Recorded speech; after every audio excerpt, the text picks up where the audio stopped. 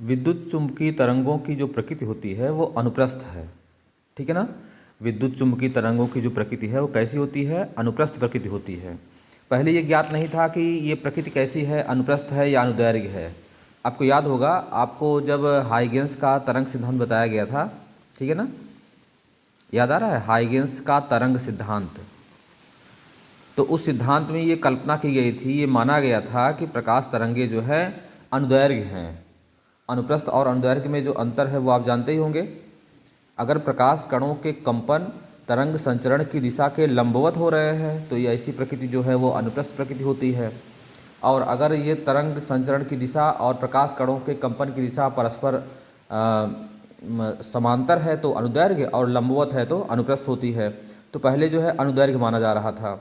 उसके आधार पर हाइगेंस ने, आपको याद होगा, प्रकाश के परावर्तन की व्याख्या भी कर दिया था, प्रकाश के अपवर्तन की व्याख्या भी कर दिया था। ठीक है ना। लेकिन जब ध्रुवण घटना की व्याख्या होने की बात आई तो प्रकाश की ध्रुवण घटना जो है वो किस प्रकृति पर आधारित है? अनुप्रस्थ प्रकृति पर आधारित है। तो जब तक प्रकाश की प्रकृति को हम अनुप्रस्थ नहीं मानेंगे तब तक ये सिद्ध नहीं हो सकता है। ठीक है ना। तो आज हम लोग सिद्ध करेंगे कि प्रकाश की जो प्रकृति होती है वो अनुप्रस्थ प्रकृति है। वास्तव में विद्युत चुम्बकीय तरंगों की जो प्रकृति है वो अनुप्रस्थ होती है। तो प्रकाश भी एक विद्युत चुम्बकीय तरंग है तो उसकी प्रकृति भी अनुप्रस्थ होती है, ये हम सिद्ध करेंगे। ठीक है ना। इसके लिए देखिए हमने क्या किया है कि ध्यान दीजिएगा, ये एक मूल बिंदु है, ये एक्स एक्सिस है हमारा, ये एक्स एक्सिस है और ये वाई एक्सिस है ना, और ये जेड है। तीन आपके डायरेक्शन हो गए।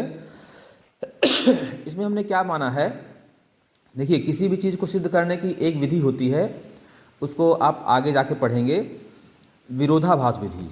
कौन सी विधि होती है? कंट्राडिक्शन मेथड, विरोधाभास विधि। मतलब जैसे हमको कोई चीज़ सिद्ध करना है कि ये चीज़ प्रकाश की प्रकृति अनुप्रस्थ है, ये हमको प्रूफ करना है।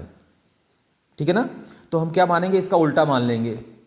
जैसे हम मान लेंगे कि प्रकाश की जो प्रकृति होती है वो अनुदैर्घ्य है। ठीक है ना। लेकिन प्रकाश की प्रकृति को अनुदैर्घ्य मान करके जब हम कोई बाद में कंक्लूजन निकालेंगे तो वो कंक्लूजन रॉन्ग आएगा, क्योंकि प्रकाश की प्रकृति वास्तव में तो अनुप्रस्थ होती है। तो अनुदैर्घ्य मान करके कोई चीज़ प्रूफ करेंगे हम तो प्रूफ तो हो नहीं पाएगा। ठीक है ना। तो लास्ट में हम तभी बताएंगे कि प्रकाश की प्रकृति, ठीक है, अनुदैर्घ्य नहीं है। ये हमारा जो रिजल्ट आ रहा है वो रिजल्ट जो है वो गलत इसलिए आ रहा है क्योंकि जो हमने शुरू में माना हुआ था अनुदैर्घ्य प्रकृति वो गलत माना हुआ था। ठीक है ना। तो वास्तव में होगी क्या प्रकृति? फिर उसका जो उल्टा है वो अनुप्रस्थ प्रकृति हो जाएगी, क्योंकि दो ही तो हो सकता है, या तो अनुप्रस्थ होगा या तो अनुदैर्घ्य होगा। दो ही प्रकृति हो सकती है, चलने के दृष्टिकोण से दो ही प्रकृति हो सकती है। तो अगर अनुप्रस्थ अनुदैर्घ्य नहीं है तो अनुप्रस्थ होगी। ये एक विधि होती है, आप पढ़ेंगे जब बीएससी करेंगे तो मैथमेटिक्स में सिद्ध करने की ये बहुत प्रचलित विधि है कि जो सिद्ध करना होता है उसका उल्टा मानते हैं। तो ये जो आपका आपको प्रूफ करना है ये इसी नियम से प्रूफ होगा। तो हमको प्रूफ क्या करना है कि प्रकाश तरंगों के जो संचरण होते हैं उसमें वैद्युत क्षेत्र के जो वेक्टर होते हैं और चुंबकीय क्षेत्र के जो वेक्टर होते हैं जो कंपन करते हैं वो प्रकाश तरंगों की दिशा के लंबवत कंपन करते हैं। ध्यान दीजिए, जैसे ये मान लीजिए प्रकाश की तरंग चल रही है, ये प्रकाश की तरंग हो गई, तो वैद्युत क्षेत्र के जो वेक्टर हैं वो ऐसे वर्टिकल कंपन करेंगे, उनके कंपन की दिशा ऐसी होगी। क्लियर बात हो गई? या अंदर बाहर होगी, मतलब प्रकाश कणों के संचरण के लंबवत रहेगा वो। ये समझ गए आप बात ना। लेकिन यहाँ हम क्या मान रहे हैं? यहाँ हम उल्टा मान रहे हैं। हम ये मान रहे हैं कि वैद्युत क्षेत्र हमारा जो है वो प्रकाश तरंगों के संचरण की दिशा में ही कंपन कर रहा है। वैद्युत क्षेत्र के जो वेक्टर हैं वो प्रकाश तरंगों के संचरण की दिशा में ही कंपन कर रहे हैं। ये वैद्युत क्षेत्र के वेक्टर के कंपन हो गए। ये आप देख रहे हैं कि तरंगों के संचरण की जो डायरेक्शन है इसी डायरेक्शन में कंपन भी हो रहा है। क्लियर बात हो गई ना। कंपन भी इसी डायरेक्शन में हो रहा है। अब इसी आधार पर हम प्रूफ करेंगे बाद में, तब जब रॉन्ग आंसर आएगा तो हम कहेंगे कि जो वैद्युत क्षेत्र के वेक्टर हैं उनके जो कंपन है वो तरंग संचरण की दिशा के समांतर ना होकर के लंबवत होंगे। फिर ऐसे ही चुंबकीय क्षेत्र वाला हम लिख देंगे कि चुंबकीय क्षेत्र के वेक्टर भी लंबवत होंगे। तो चुंबकीय क्षेत्र और वैद्युत क्षेत्र दोनों के वेक्टर जब लंबवत कंपन करेंगे तो प्रकाश की प्रकृति अपने आप अनुप्रस्थ हो जाएगी। ठीक है ना। चलिए अब यहाँ हम ये कर रहे हैं, ध्यान दीजिए, मान लीजिए कोई प्रकाश तरंग है वो संचरित हो रही है इधर की तरफ, ठीक है, लेफ्ट टू राइट। क्लियर बात हो रही ना। लेफ्ट टू राइट मतलब बाएं से दाएं तरफ जो है प्रकाश तरंगों का संचरण हो रहा है। फिगर क्लियर हो रहा है ना। देख लीजिए, इधर संचरण हो रहा है तो अब इधर संचरण होगा तो प्रकाश तरंगों के संचरण की दिशा के लंबवत तरंगाग्र होता है। तरंगाग्र तो आप जान ही रहे होंगे। तरंगाग्र जो है किसी माध्यम में स्थित वह काल्पनिक पृष्ठ होता है जिस पर कंपन करने वाले माध्यम के सभी कण समान कला में होते हैं। ठीक है ना। तो तरंग संचरण की दिशा ये हो गई, तो तरंगाग्र कैसा बनेगा, इसके लंबवत बनेगा। ठीक है ना, कैसा बनेगा, लंबवत। तो यहाँ चलिए हम ऐसे बना दे रहे हैं तरंगाग्र, एक डॉट लाइन्स बना दे रहे हैं ऐसे, ये तरंगाग्र हो गया। तो प्रकाश तरंग पहले यहाँ थी, है ना, मतलब लेफ्ट में रही होगी, फिर प्रकाश तरंग आगे बढ़ी होगी। तो तरंगाग्र पहले हमारा ये रहा होगा, ध्यान दो, ये तरंगाग्र ही है, ADCB या ABCD कर लीजिए, ABCD ये तरंगाग्र हमारा हो गया। बाद में जब तरंग आगे बढ़ी तो हमारा नया तरंगाग्र हो गया EFGH, या आप ऐसे घनाभ बना लीजिए, जैसे हमने बनाया है घनाभ वैसे बना लीजिएगा। तो पहले तरंगाग्र हमारा था ABCD और बाद में तरंगाग्र हो गया EFGH। तो जैसे जैसे तरंग आगे बढ़ेगी वैसे वैसे तरंगाग्र भी आगे बढ़ेगा। क्लियर बात हो गई ना। चलिए अब इसको हम गॉस की प्रमेय की सहायता से प्रूफ करेंगे। और गॉस की प्रमेय के लिए क्या करना चाहिए, एक बंद वक्र होना चाहिए, क्योंकि बंद वक्र जब तक नहीं होगा तब तक गॉस की प्रमेय हम नहीं लगा सकते। तो यहाँ पर जो तरंगाग्र हमारे थे ABCD और EFGH, उसको हमने क्या कि क्लोज कर दिया। तो आपका ये घनाभ बन गया ABCD EFGH, एक घनाभ बन गया। ठीक है यहाँ तक। अब घनाभ की जो लंबाई है ये dx इसकी लंबाई हो गई, dy इसकी ऊंचाई हो गई, dz इसकी चौड़ाई हो गई। कहने का मतलब, और ये dx dy dz ये बहुत सूक्ष्म है, ये अति सूक्ष्म है। ये तो आपको फिगर दिखाने के लिए बड़ा बना दिया गया है, अदरवाइज ये बहुत अल्प दूरियां हैं। dx भी बहुत अल्प दूरी है, dy भी बहुत अल्प दूरी है, dz भी बहुत अल्प दूरी है। ठीक है ना, ये सब बहुत अल्प दूरियां हैं। यहाँ तक क्लियर हो गया ना, कोई दिक्कत नहीं।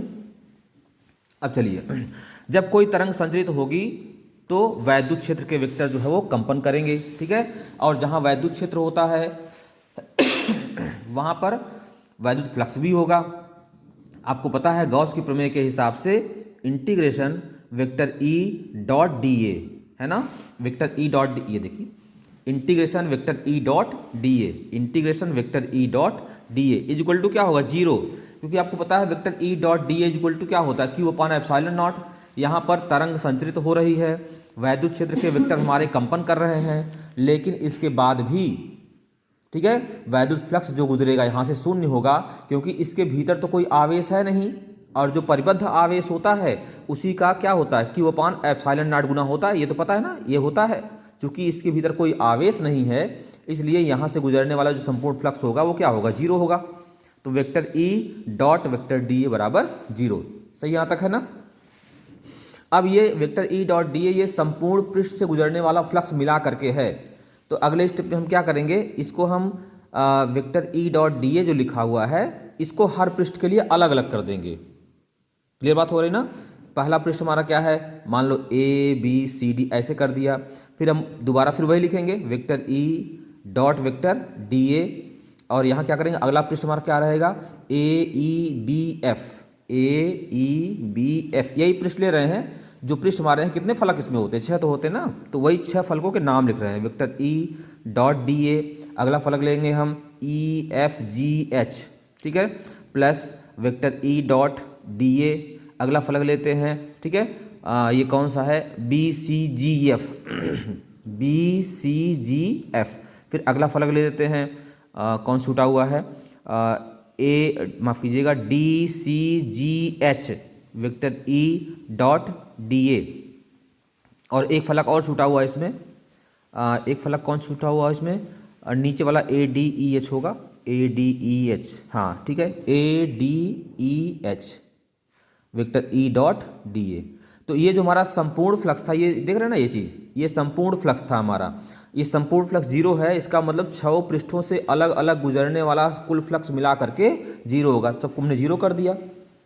अब यहाँ पर ध्यान दीजिए, क्योंकि हमने ये माना है कि वैद्युत क्षेत्र का जो कंपन है, वेक्टर E का कंपन जो है वो क्षैतिज हो रहा है, तो फ्लक्स या तो गुजरेगा इस फलक से, ये फलक देखिए जरा सा EFGH, या तो इस फलक से फ्लक्स गुजरेगा, या तो फ्लक्स गुजरेगा ADCB से, यानी ABCD से गुजरेगा।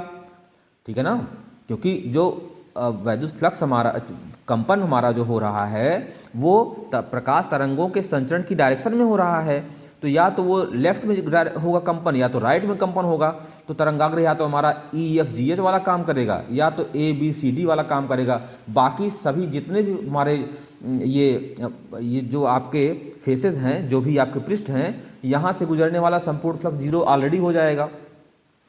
तो यहाँ पर बचेगा केवल vector E.DA ABCD plus vector E.DA, और यहाँ पर क्या लिखेंगे हम, यहाँ पर लिखेंगे दूसरा वाला पृष्ठ है EFGH, ये हम लिख देंगे।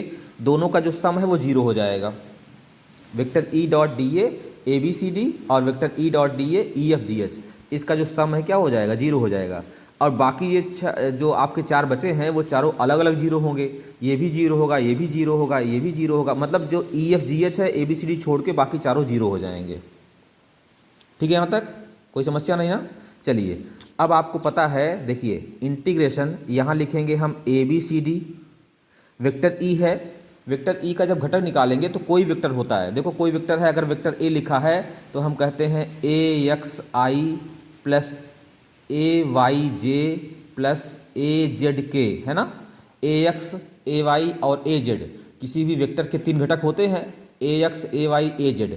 पहले वाले में I लगाते हैं, जो घटक आपका x अक्ष की दिशा में होता है, AY के साथ J लगाते हैं जो y की दिशा में होता है, और AZ के साथ K लगाते हैं जो Z की दिशा में होता है।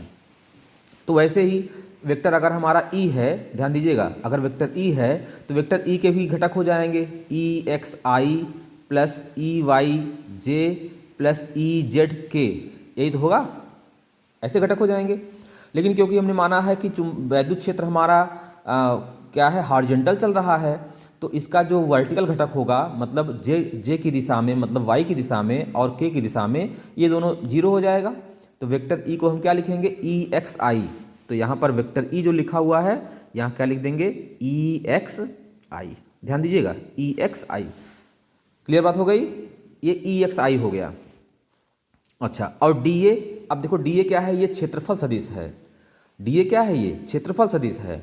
तो DA का मतलब हो गया क्षेत्रफल कौन सा, वही जो ABCD वाला है, इसका क्षेत्रफल। अब देखो जरा ध्यान से, ये ABCD है, ABCD, ये पृष्ठ हमारा है। ये पृष्ठ हमारा कैसा है, आयताकार है। इसकी एक भुजा है DY, मतलब लंबाई की, एक भुजा है DZ। तो DY और DZ में जब हम मल्टीप्लाई करेंगे तो आ जाएगा, देखो इसका परिमाण DY इंटू DZ। भाई क्षेत्रफल में परिमाण होगा और दिशा दोनों होती है ना, तो DY हो गया, DZ हो गया, ऐसे इसको मिला दिया हमने। अब देखिए इस क्षेत्रफल सदिश की दिशा क्या होगी। क्षेत्रफल सदिश की दिशा जो होती है वह पृष्ठ पर खींची गई जो अभिलंबोत रेखा होती है बाहर की तरफ, वो दिशा होती है। तो ABCD आप देख रहे हैं, इस ABCD पर अगर अभिलंब हम बाहर की तरफ खींचेंगे तो ये डायरेक्शन आएगा, और ये डायरेक्शन कौन सा है, ये x अक्ष की ऋण दिशा है, समझ रहे हैं ना, ये x अक्ष की ऋण दिशा है। और उधर जो है कौन सा वेक्टर बनता है, -I, क्या बनता है, -I, ऐसे लिख देंगे। तो वेक्टर, अब देखो वेक्टर E की जगह EXI लिख दिया हमने, और DA की जगह पे इसका परिमाण क्षेत्रफल का हो गया DY/DZ, क्योंकि एक भुजा DY एक भुजा DZ है। और I जो है इसकी डायरेक्शन है, क्योंकि ये क्षेत्रफल सदिश है ना, इसकी दिशा भी होगी। तो किसी पृष्ठ की जो दिशा होती है उस पर खींची गई अभिलंबोत रेखा की दिशा होती है। तो ये हमारा जो पहला वाला पोर्शन था उसकी जगह हमने ये लिख दिया, प्लस दूसरे वाले पोर्शन में देखो EFGH, ऐसे लिखेंगे, माफ़ कीजिएगा,